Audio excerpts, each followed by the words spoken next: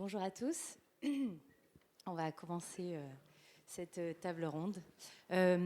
Bonjour, je m'appelle Rachel Ruamps. Je suis permanente au sein de France Énergie Éolienne, qui est une fédération des professionnels de l'énergie éolienne qui rassemble plus de 400 membres. Et j'interviens sous 3 casquettes pour FEE. 2 qui sont inscrites, mais c'est la 3e qui va nous intéresser. J'anime la commission économie, la commission industrie, mais surtout le groupe de travail sur l'hydrogène renouvelable. Je serai accompagnée, donc aujourd'hui, l'idée, ça va vraiment être de vous parler de l'hydrogène renouvelable, c'est-à-dire celui qui va être produit à la fois avec de l'éolien et du solaire, pour comprendre un peu quel est l'état des lieux de la production hydrogène renouvelable en France, les objectifs qui nous ont été donnés, les actions et les projets concrets qui fonctionnent déjà, mais également sortir de cet échange avec les besoins, autant en tant que filière de production d'hydrogène renouvelable que de manière plus globale sur le marché de l'électricité pour qu'il soit le plus adapté possible à ces objectifs que vous allez voir assez ambitieux. Je vais peut-être commencer par vous donner les grands chiffres et les grandes masses pour essayer de comprendre où est-ce qu'on est et où est-ce qu'on est censé aller. Donc, le gouvernement a communiqué une cible à atteindre d'ici à 2030 de 6,5 gigawatts d'électrolyse, autant en hydrogène bas carbone qu'en hydrogène renouvelable. Donc, il n'y a pas eu de différenciation de ces cibles. Il faut comprendre que donc, 7 ans, c'est très court dans l'échelle et dans la temporalité industrielle. Et que pour l'heure, on a 46 projets, donc ça c'est des informations de l'ADEME, il y a 46 projets qui ont été, dossiers qui ont été attribués d'hydrogène renouvelable pour un total de 81 mégawatts d'électrolyse. Il faut atteindre 6500 mégawatts, donc 6,5 gigawatts d'électrolyse dans 7 ans.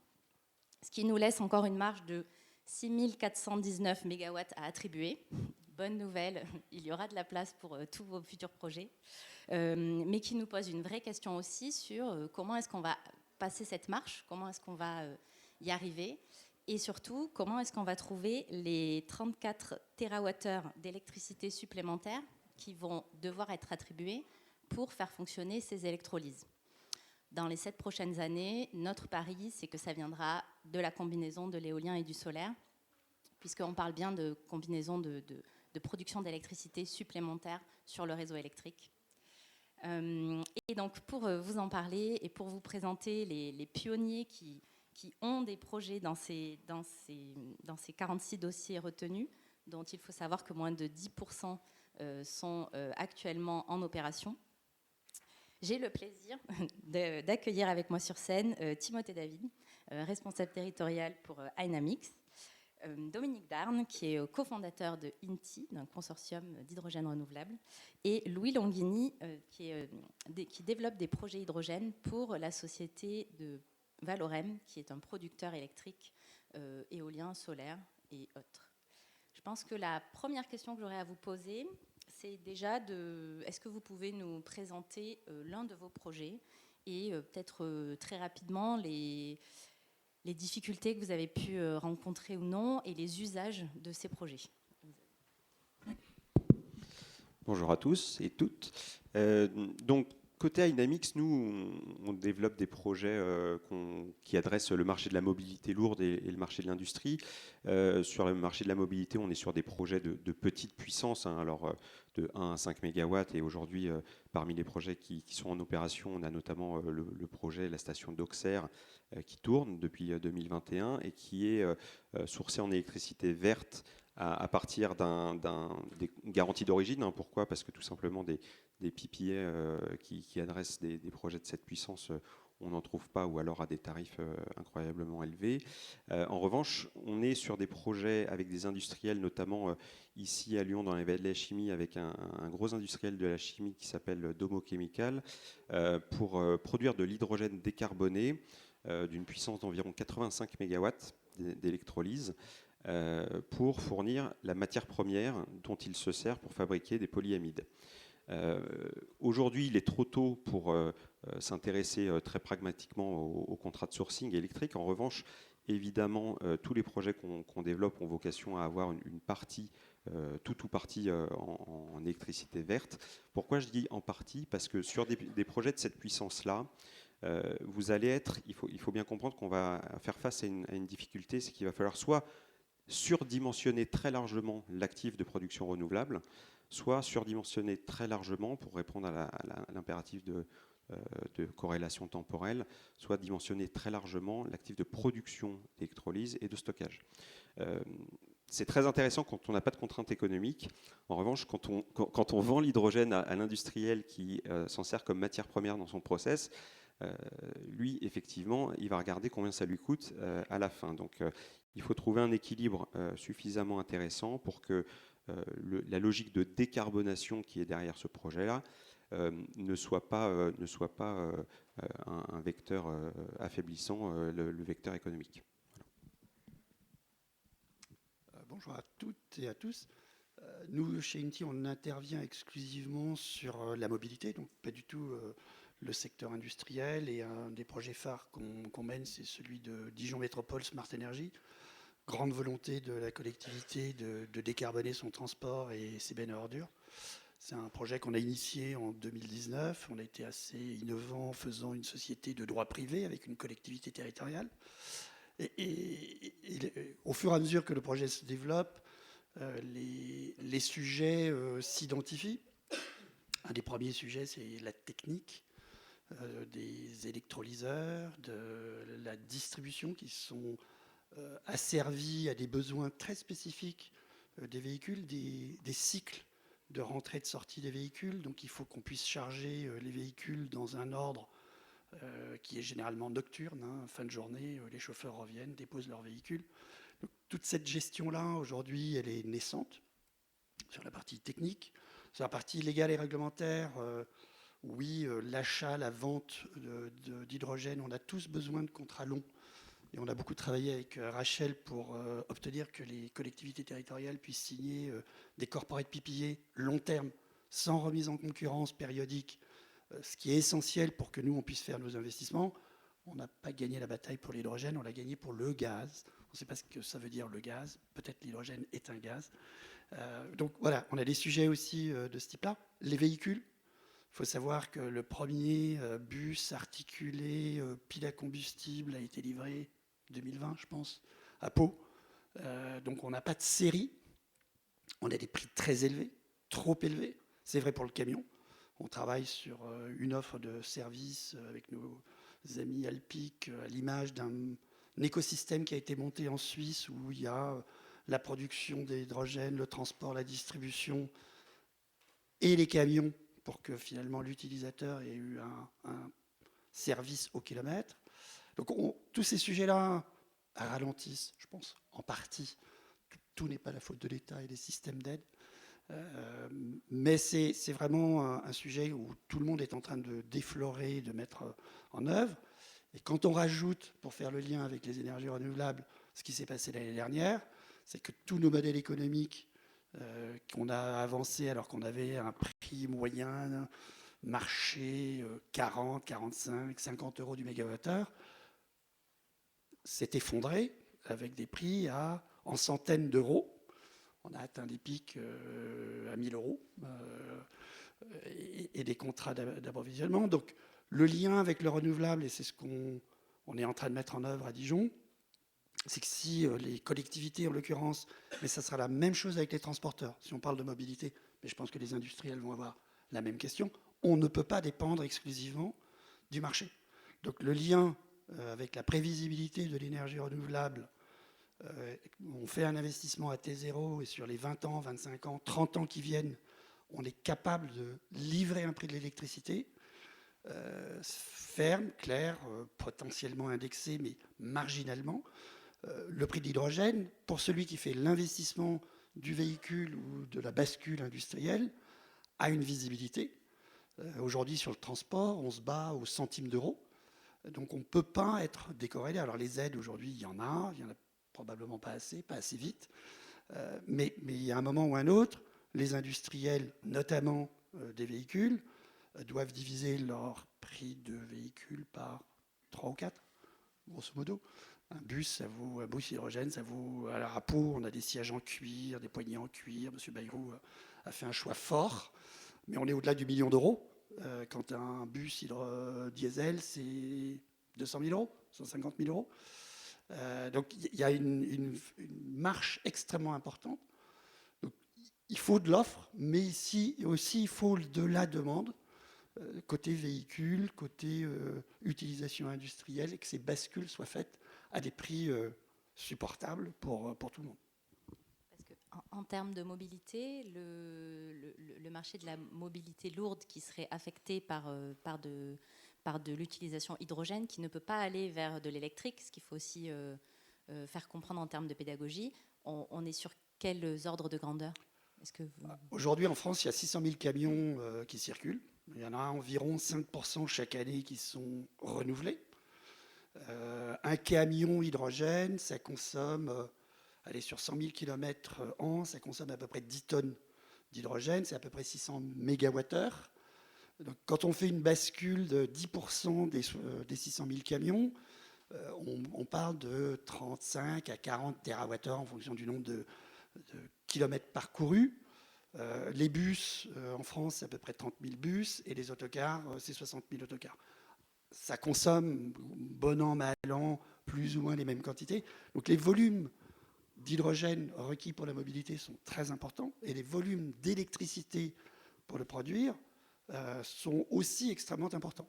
Donc comment y satisfaire avec des contraintes, les ZFE, alors est-ce qu'elles seront bonnes en 2025? On n'y croit pas trop, 2026, 27, 28, mais il y a l'enclenchement est là, et la direction est prise. Les volumes d'énergie qu'on va devoir mettre à disposition d'énergie électrique pour soit du camion, effectivement du camion directement alimenté par batterie, il y a une frontière pas définie, et je ne me risquerai pas à la définir. Le poids, la distance, la réfrigération, la géographie. Je parlais du modèle suisse, on est dans un pays montagneux. Quand on est en élec, c'est vraiment dangereux. On risque de ne pas finir sa course. L'avantage de l'hydrogène, c'est qu'on finit sa course, on démarre le matin et on sait qu'on rentre à la base sans problème, parce qu'on a, aujourd'hui, les camions Hyundai, c'est 400 km d'autonomie. Électrique, on n'a pas cette liberté-là. Donc oui, les deux vont trouver leur place, mais les quantités d'électricité requises sont énormes. Et je ne parle pas de l'industrie, et je pense que mon voisin en sait bien l'avantage, mais je pense que les volumes sont encore plus importants. L'électrification et la place des ENR, parce que ce n'est pas le nucléaire qui va nous l'apporter, ou alors c'est de l'importation. On a un vrai gap à fournir pour les 10 à 15 ans qui viennent, d'où la question qu'on se pose. Est-ce que, même si ce n'est pas de l'hydrogène, mais que c'est du véhicule électrique, il y a un besoin énorme de capacité. Côté Valorem, vous avez aussi fait ce constat du besoin de l'hydrogène pour les besoins électriques. Et comment est-ce que vous comptez y répondre? Alors globalement, côté Valorem, la stratégie qu'on a abordée, c'est de se baser un peu sur le plan français d'écosystèmes territoriaux hydrogène. L'idée principale, c'est de dire, est-ce que demain, vu qu'on aura normalement un système électrique qui sera un peu différent, avec plus de centres de production d'énergie électrique décentralisés, on ne pourrait pas avoir des centres de production hydrogène décentralisés et agréger autour de ces centres de production différents usages. On a parlé de mobilité publique, de mobilité lourde, logistique privée et d'industriel. Et l'idée, vraiment pour incarner ça, c'est aussi d'aller au-delà de ça, de la chaîne de valeur, d'aller plus en aval, en ajoutant la brique production d'énergie renouvelable. Parce que comme on l'a rappelé là, l'hydrogène, bien sûr, ça consomme de l'énergie électrique. Si on veut que cet hydrogène soit renouvelable ou décarboné, il faut de l'électricité renouvelable ou décarbonée. Et aujourd'hui, on n'en a pas, ou en tout cas, on n'en a pas en excédent. Et ça sera le cas pour les 10 prochaines années. Du coup, l'idée, pour éviter que l'hydrogène, ou en tout cas produire de l'hydrogène, soit un poids pour le réseau, c'était, en parallèle de tous nos projets de production d'hydrogène, ajouter un moyen de production électrique renouvelable. Et un projet qui incarne ça, c'est un projet qu'on développe depuis maintenant 2020 à Rouen. Donc entre-temps, il y a eu une guerre, quelques crises d'inflation, etc. Mais on le développe toujours et il va être mis en service. Ça sera en 2023 la plus grosse flotte de bus hydrogène en France, avant que Dijon prenne le relais, je pense. On parle de 14 bus. En fait, c'est un projet qui a été initié par une volonté politique publique, comme tous les projets qui sont aujourd'hui en service en France d'ailleurs. Il y a une quinzaine de mégawatts d'électrolyse en France en service. C'est 15 mégawatts destinés à de la mobilité publique. Pourquoi ? Parce que l'hydrogène, c'est un surcoût aujourd'hui, donc il faut qu'il y ait un enjeu stratégique, voire même politique et de communication. Donc c'est une métropole qui a décidé d'acheter, décarboner massivement ses usages de mobilité lourde publique en achetant 14 bus à hydrogène pour des histoires réglementaires, comme on a dit, de ZFE, de décarbonation, de zéro carbone, etc.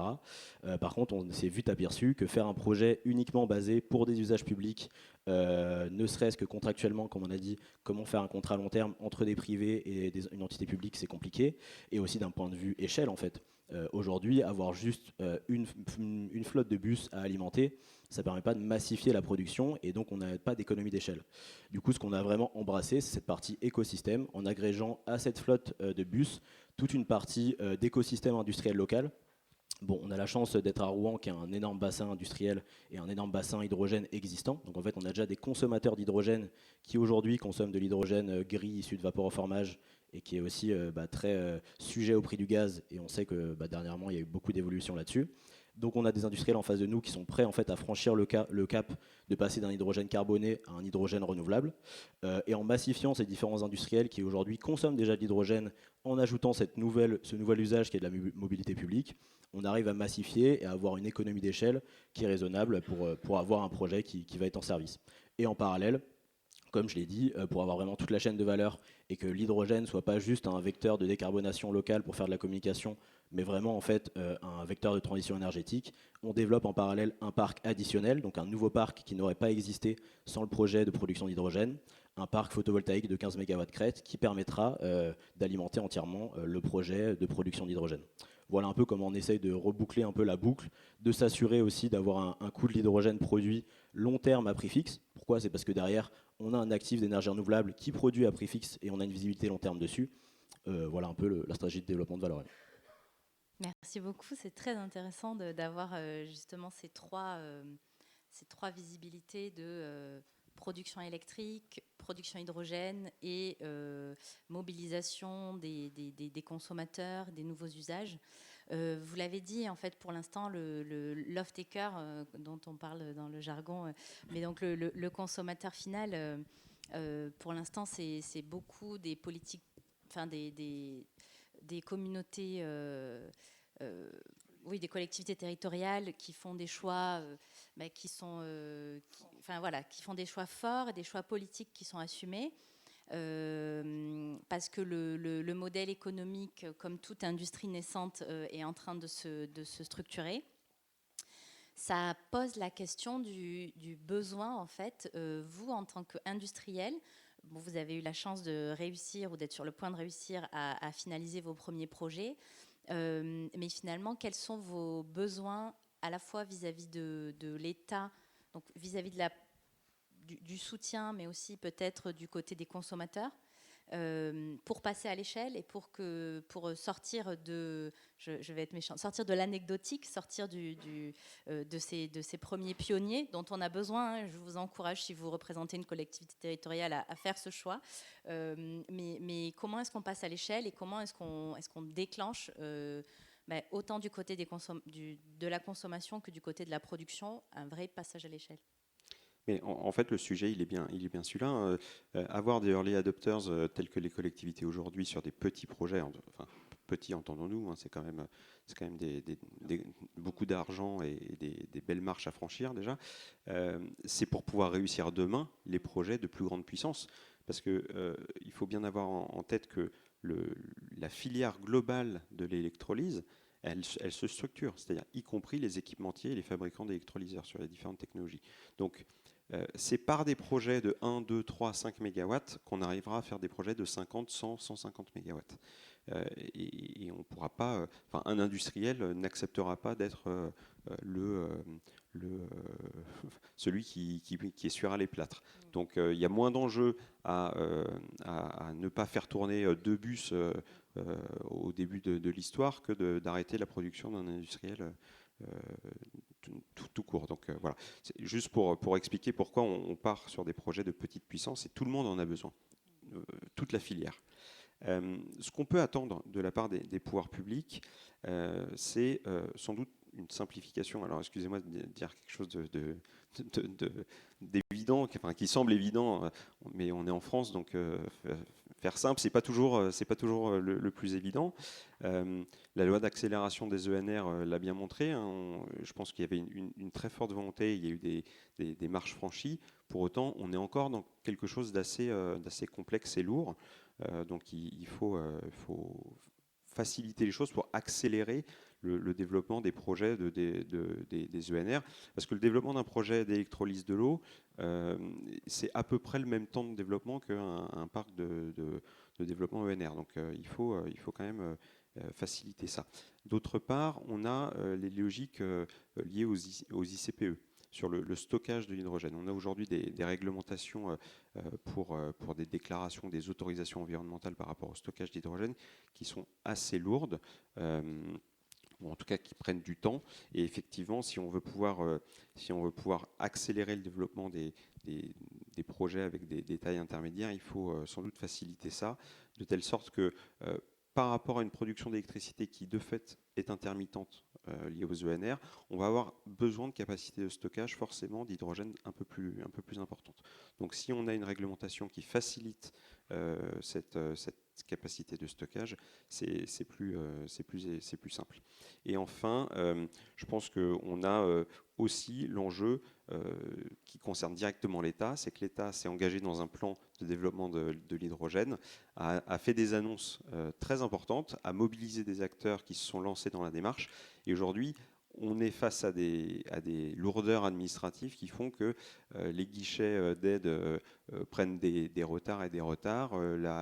La mise en service des projets et les déblocages des fonds prennent des retards aussi. Donc il faut aussi que l'État mette en œuvre ce qu'il a annoncé qu'il ferait. Oui, je rejoins sur le fait que rien n'est simple dans notre beau pays et que oui, aujourd'hui, on a des délais, allez, on va dire 3 ans pour une autorisation ICPE pour une électrolyse, probablement au moindre incident, et on en aura. Ces délais vont s'allonger, sans parler de la réaction du voisinage, ce qu'on a connu dans l'éolien et qu'on connaît de façon récurrente. On verra du recours, donc il faut anticiper ça, il faut l'accompagner. On parle de plus grands centres de production, on n'a peut-être pas nécessairement les mêmes approches, et notamment liées à de l'énergie renouvelable. Les quantités d'énergie renouvelable à mobiliser pour 30, 50, 100 mégawatts d'électrolyse sont aujourd'hui pas accessibles aisément en France. Donc on a pris des positions avec France Énergie Éolienne de défendre un marché plus large et ouvert à des structures de production, de distribution, de stockage plus diffus, plus conformes à la taille de ce que l'on sait pouvoir faire en France en matière d'énergie renouvelable, solaire ou éolien, dans les deux cas. Il y a un vrai sujet qui est un peu absent de la vision de l'État aujourd'hui. C'est très bien d'avoir, et il y a un biais, je pense, assez clair sur des centres de production d'hydrogène plus grands que plus petits. On voit bien sur les appels d'offres pour les CFD, on n'a toujours pas d'ailleurs la taille à laquelle on va atterrir, mais le chiffre qui circule, c'est 30 MW. Et 30 MW, c'est beaucoup d'énergie renouvelable en face, pas réaliste. La question, c'est que si on centralise la production, comment va-t-on distribuer cet hydrogène et comment on va le faire circuler? Aujourd'hui, les réseaux GRT gaz ne sont pas en mesure, ou sur des quantités extrêmement faibles.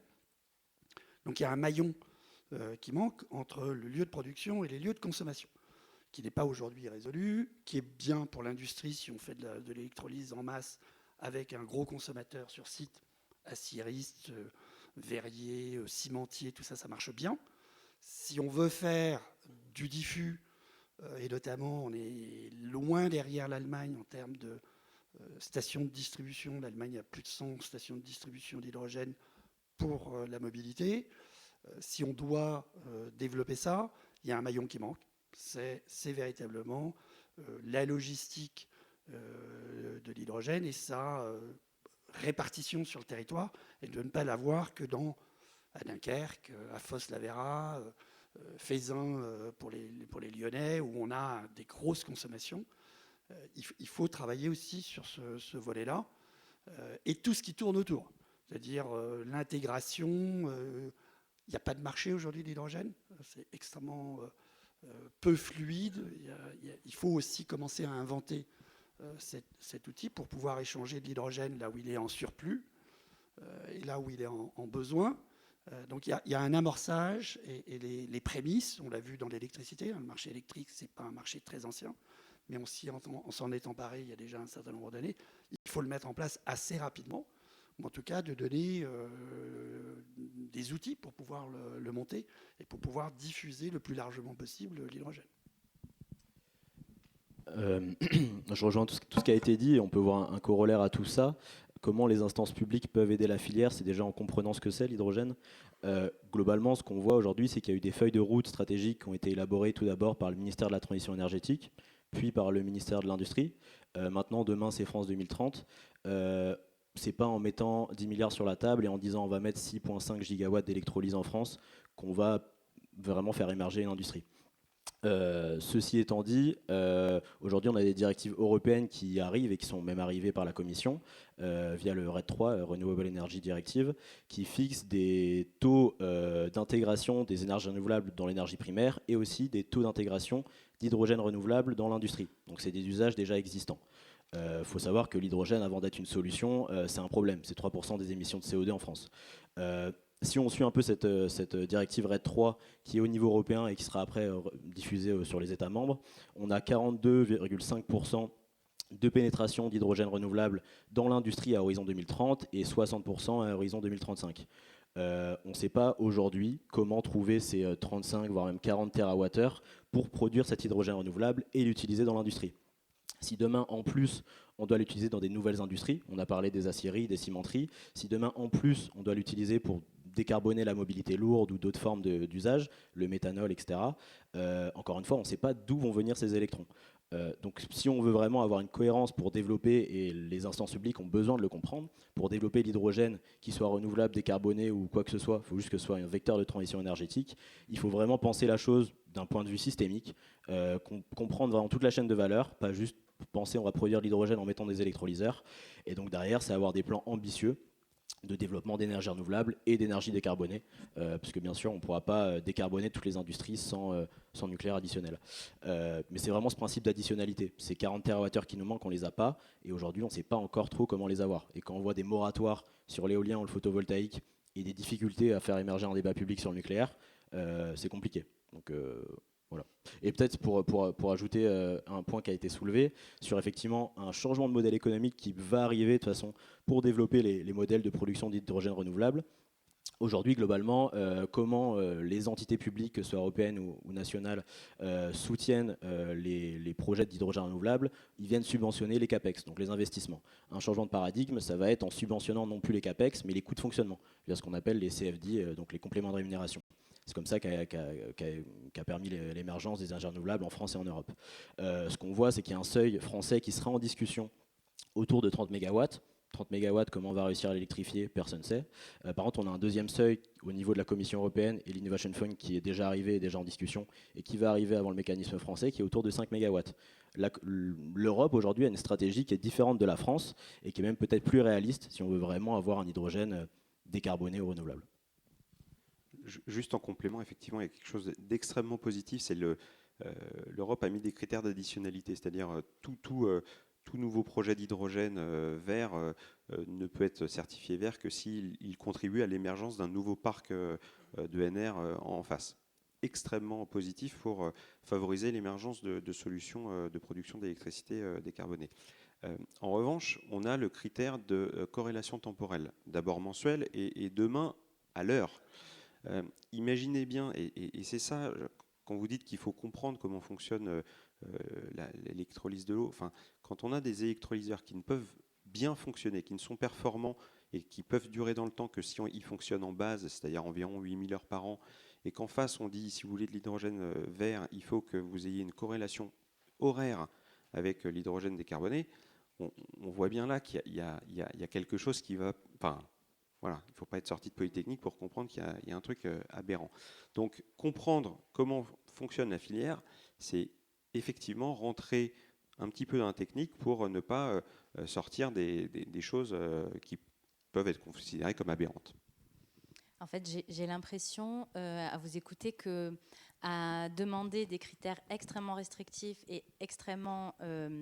bien sûr que c'est extrêmement vertueux, bien sûr que c'est l'idéal d'arriver au pas horaire, mais d'y aller tout de suite dans une filière qui est encore en train de se structurer, dont on sait que l'input électrique était à 70% des OPEX et maintenant passé à 90%,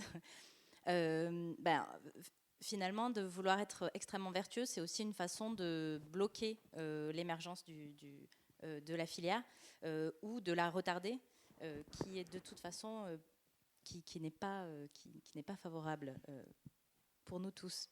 Ouais, compris en tant que peut-être citoyen. pour ajouter un point quand même, pour donner un spectre, c'est pas juste l'État qui fait n'importe quoi sur la stratégie de développement de la filière. C'est que là, autour de la table, on est 3 entreprises, ou même 4 du coup avec une association, engagées dans la transition énergétique, etc. Si autour de la table, on rajoute un pétrolier et un gazier qui ont aujourd'hui un poids fort sur le développement de l'hydrogène, on a des stratégies, des orientations et des points de vue qui sont totalement différents. Donc l'État essaye de composer avec tous ces points de vue, en écoutant plus d'autres que d'autres. C'est pour ça qu'on va dans des impasses des fois où il y a des incompréhensions des modèles économiques et techniques. Ma dernière question, et après je vous proposerai de prendre des questions-réponses dans la salle s'il nous reste du temps, est portée sur le marché de l'électricité. On en a un petit peu parlé, mais finalement, on voit que le marché de l'hydrogène renouvelable et non renouvelable et se structure. Le marché de l'électricité, on voit venir une grande réforme. Est-ce qu'il y a une opportunité? Et si oui, qu'est-ce que vous porteriez? Avec quoi les pouvoirs publics devraient ressortir de cet échange pour quelques directions des enjeux et des directions à prendre en vue de favoriser l'émergence de l'hydrogène renouvelable? Oui, c'est ambitieux. Bon, juste rapidement, en fait, quand on parle de marché de l'électricité, en fait, il y a des marchés de l'électricité. Il y a un marché court terme et un marché long terme. Quand on parle des marchés de gros, le marché court terme, il a surtout une vocation à gérer l'équilibre offre-demande.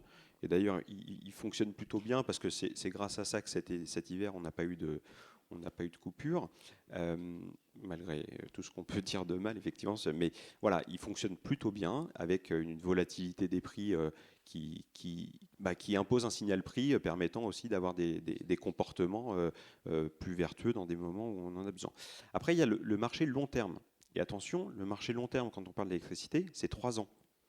Donc, comprenons bien que quand on est des industriels qui se projetons sur des investissements extrêmement lourds, à 30 ans, effectivement, à 20 ans, 30 ans, avec une visibilité de prix à 3 ans, il y a quelque chose qui ne fonctionne pas. Donc, premier point, pour répondre à votre question, une recommandation d'avoir une profondeur de marché, une visibilité sur la profondeur du marché qui soit plus longue, 7 ans, 10 ans peut-être, pour pouvoir se projeter et pour pouvoir consentir à des investissements qui soient plus cohérents ou sur lesquels, en tout cas, on puisse amortir, avoir une visibilité sur l'amortissement. Deuxième point, c'est l'objectif de décarbonation. Aujourd'hui, on a des quotas carbone le marché du quota carbone est trop peu cher, malheureusement ou heureusement, mais en tout cas trop peu cher pour pouvoir permettre des investissements sur des assets bas carbone qui soient suffisamment importants. Et enfin, dernier point, je pense, c'est qu'on a besoin d'avoir si on veut une programmation sur des investissements long terme, il faut effectivement avoir des contrats aussi long terme. Et les corporate PPA ou les CFD dont on a parlé, aujourd'hui, c'est encore, d'une part, c'est complexe, mais c'est la solution. Et c'est une solution que l'on doit faciliter pour avoir des contractualisations beaucoup plus long terme que celles qu'on a aujourd'hui. Voilà. Je rejoins tout à fait le fait qu'il y a des solutions, il faut les mettre en œuvre. Il ne faut pas les réserver à que certaines tailles ou certains usages. Je pense que l'État doit être un peu plus œcuménique qu'il ne l'est aujourd'hui. Et c'est bien la vision de l'Europe qui a des seuils plus faibles qui permet d'accéder à une multitude d'acteurs. ce qui s'est fait dans le renouvelable. Le renouvelable, il ne s'est pas fait par les grands, excusez-moi, mais c'est fait par les petits. Et effectivement, a créé un marché qui n'existait pas, et la Commission européenne l'a piloté de façon assez astucieuse et assez intelligente, avec l'obligation d'achat, puis les contrats pour différence, et aujourd'hui une plus grande agilité sur finalement la fixation des prix. Mais le corporate PPA, c'est un accord long terme, c'est un marché. Nous, on prétend que c'est bien un acte de marché, on est hors marché, mais on est dans le marché, qui permet de fixer à 20, 25, 30 ans. La SNCF a signé les contrats à 25 ans, et je pense, on est ravis aujourd'hui, vu les prix qu'elle a sécurisés il y a 3-4 ans. Mais oui, c'est un élément fondamental que l'État, la Commission européenne doivent mettre en œuvre si on veut réussir la transformation, sachant que les early adopters, ce sont les crétins. Ils vont se faire plumer. Tout coûte plus cher. Techniquement, c'est plus compliqué. Et pourtant, on en a besoin. Et c'est vraiment les entités publiques aujourd'hui.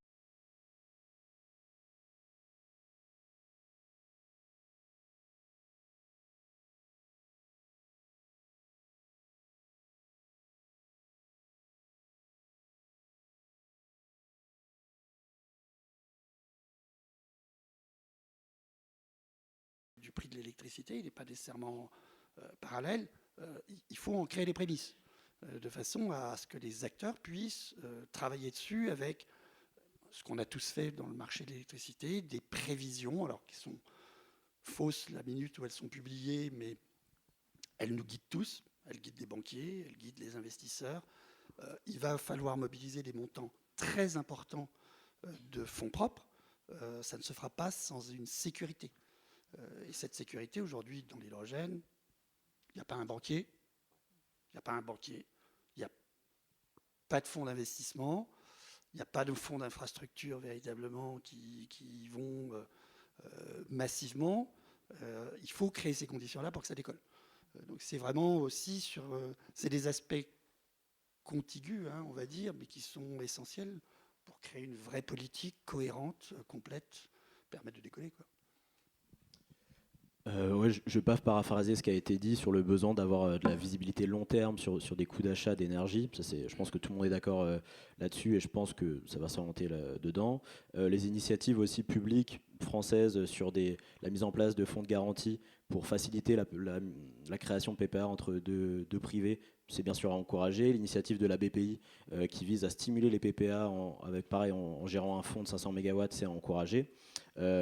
Sur le marché carbone, il y a quand même un laïus, c'est qu'aujourd'hui, avec la mise en place, avec la structuration actuelle du marché de l'énergie, lorsqu'on regarde le marché de l'hydrogène, en fait, augmenter les coûts des quotas carbone, donc via le système d'échange de quotas d'émissions, ça impacte plus l'hydrogène électrolytique, donc qui émet zéro émission de CO2 lorsqu'on le produit, qu'un hydrogène carboné. Globalement, 100 € de la tonne, ça va rajouter 10-15 centimes d'un hydrogène issu d'un gaz naturel qui vient maintenant d'un GNL américain. Par contre, rajouter des euros en tonnes de CO2, ça va impacter aujourd'hui ceux qui dimensionnent le coût du marché électrique, qui est la pointe. Aujourd'hui, et pour encore quelques années, ça sera les unités pilotables carbonées, donc charbon, gaz naturel, voire même fioul. Et nous, sur les modèles économiques qu'on a, même quand on a des PPA, on a quand même des coûts d'équilibrage.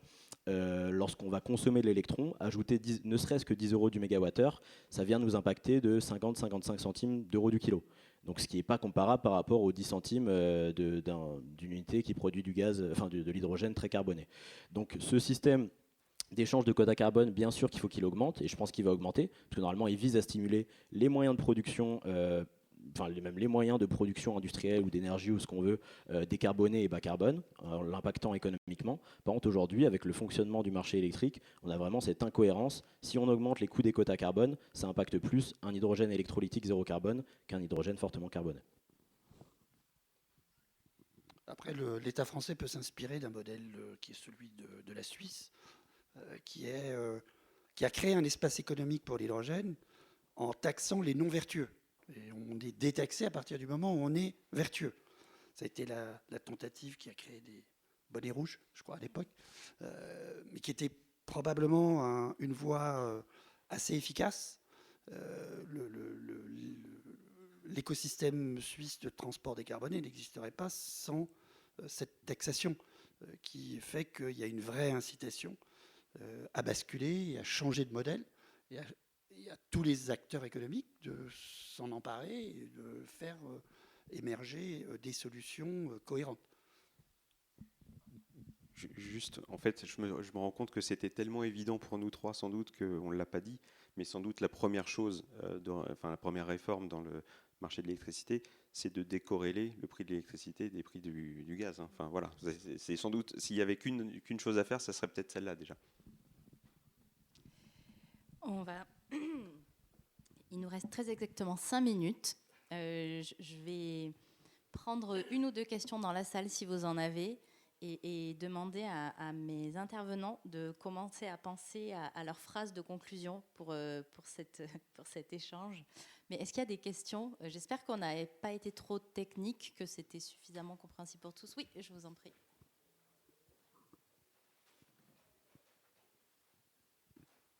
Bonjour, merci pour cette intervention. Je vous confirme bien que l'hydrogène, c'est un gaz. Vous n'avez pas parlé beaucoup de coûts. J'ai une question pour Valorem.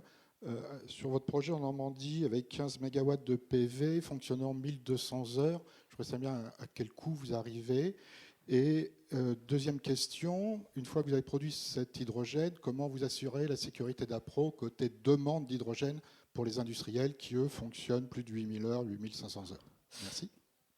Effectivement, quand on parle de 1200, 1300 heures, c'est donc l'heure d'ensoleillement en Normandie, annuelle. Voilà, on est en Normandie. Par contre, on n'a pas une connexion directe. C'est-à-dire qu'on va faire un PPA entre le parc photovoltaïque et l'électrolyseur, même si les deux actifs sont à 5 km de différence. Ce qui fait que l'électrolyseur peut tourner plus que 1300 heures. L'enjeu, c'est que le volume d'énergie produit par l'actif d'énergie renouvelable soit le même que le volume d'énergie consommé par l'électrolyseur qui va produire l'hydrogène. Premièrement sur un pas de temps mensuel comme on l'a dit, et après sur un pas de temps horaire, ce qui va être compliqué. Pour répondre du coup à votre question, je ne sais pas si vous parlez du coût de production de l'électron ou du coût de production de l'hydrogène. De l'hydrogène, bonne question, on doit être autour de 3-4 €. Voilà, non distribué en production. Et votre seconde question, c'est sur le backup, parce qu'effectivement aujourd'hui on est sur une industrie naissante, comme on l'a dit, immature, et du coup ça se fait avec des partenaires qui aujourd'hui ont les actifs déjà pour assurer ce backup. La question c'est quand l'électrolyseur va plus marcher, comment on fait tourner ces bus, comment on alimente les industriels avec lesquels on a contractualisé, c'est en ayant des partenaires déjà dans la filière et des partenaires fiables. Eh bien, je vous laisse les mots de conclusion de cette table ronde. Tous les trois, vous aurez le droit de prendre la parole. Bon, je pense que ça surprendra personne, mais moi, je pense que le développement des ENR est absolument capital pour développer l'hydrogène renouvelable. Pour autant, je n'opposerai pas l'hydrogène renouvelable et l'hydrogène bas carbone.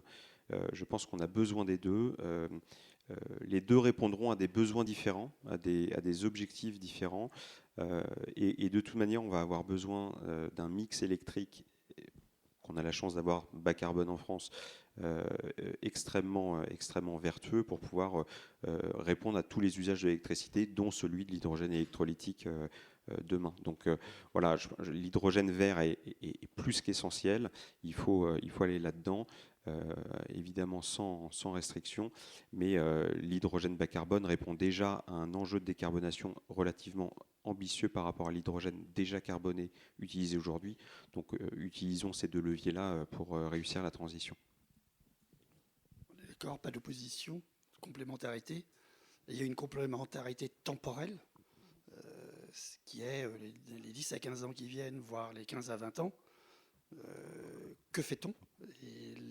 L'État doit être un peu plus courageux sur la solution du renouvelable, qui est la réponse, sauf à importer, de l'électron, ce qu'on a fait depuis 24 mois, ou de l'hydrogène, qui est la position du gouvernement allemand, qui est d'en faire en local, mais d'en importer massivement. Et est-ce qu'on veut changer de dealer ? Est-ce qu'on veut passer d'un dealer qui vous vend du gaz ou à passer à un dealer qui vous vend de l'hydrogène ? Alors, on a changé déjà de dealer de de l'Est à l'Ouest. Est-ce qu'on veut aller au Sud aujourd'hui et retourner sur la dépendance énergétique dont on nous dit qu'il faut se prémunir? Donc, non, on est assez convaincus, je pense que HL sur le sujet, l'énergie renouvelable, l'hydrogène produit par électrolyse sur le territoire européen. Alors l'Espagne, le Portugal s'activent pour alimenter massivement, mais la solution, si on veut maîtriser notre avenir, c'est bien par le faire localement, avec du renouvelable, et quand le nouveau nucléaire arrivera dans les quantités où il arrivera, dans les délais, dans les prix, tout ça reste quand même à être démontré, qu'ils prennent le relais, très bien, mais on a un besoin urgent de renouvelable pour les années qui viennent. Ouais, c'est dur de passer en troisième du coup, mais globalement, je dirais l'hydrogène, ça peut être une bonne idée pour la transition énergétique, mais c'est loin d'être gagné. Merci beaucoup, merci à tous les trois. 12h31, on clôture cette table ronde.